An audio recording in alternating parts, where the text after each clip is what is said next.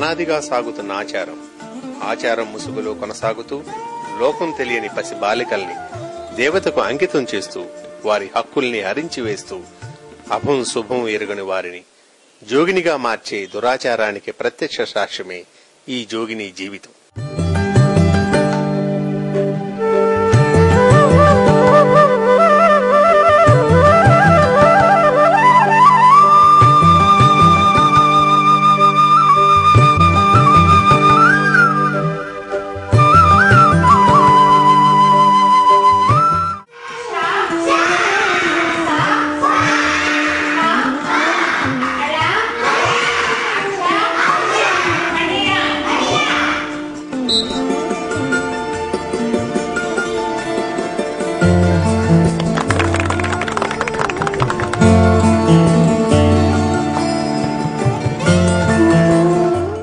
సంస్కారం వంటి స్వచ్ఛంద సంస్థలు ప్రభుత్వం చేయి కలిపాయి. వారి బతుకు నిలపటానికి, వారి కలలు నిజం చేయటానికి ప్రయత్నాలు ఆరంభించాయి. 1988లో దేవదాసి నిర్మూలన చట్టం వచ్చింది. దీంతో పసిబుగ్గల జీవితాల్లో వెలుగు వచ్చింది. వారు ఉత్తమ పౌరులుగా ఎదగటానికి నాంది పలికింది. నా పేరు ప్రియాంక. నేను 7వ తరగతి చదువుతున్నాను. ఇంతకు ముందు నాకు చదువు అంటే భయం. చదవాలని శ్రద్ధ ఉండేది కాదు.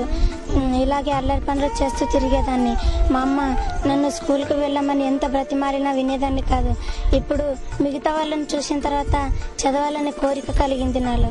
ఇక స్కూల్కి వెళ్ళడం మొదలు పెట్టాను. ఇప్పుడు బాగా చదువుకుంటున్నాను.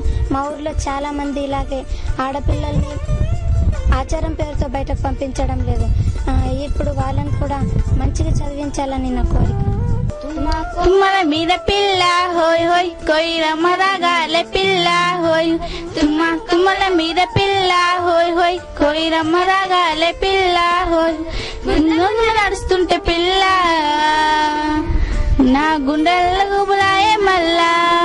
లారే లల్లారేలా లారే లల్లారే లల్లారేలా లల్లారే లల్లారేలా లారే లల్లారే లల్లారేలా.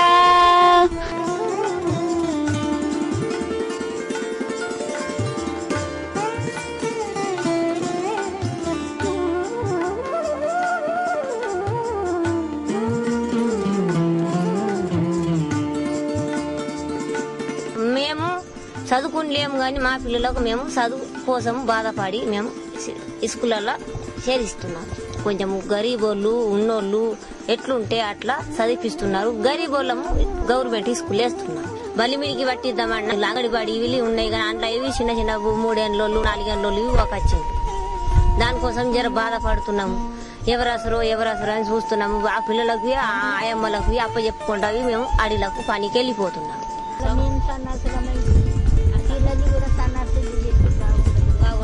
ముందు లేకనో బాధపడుతున్నాము.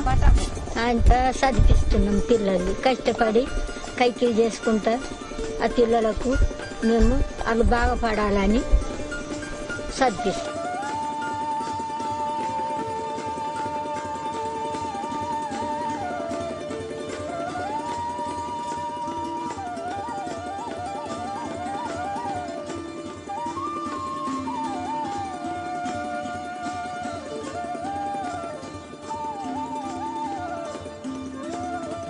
మన రాష్ట్రంలో బసవి, మాతంకి వంటి పేర్లతో ఈ దురాచారం ఇంకా కొనసాగుతూనే ఉంది.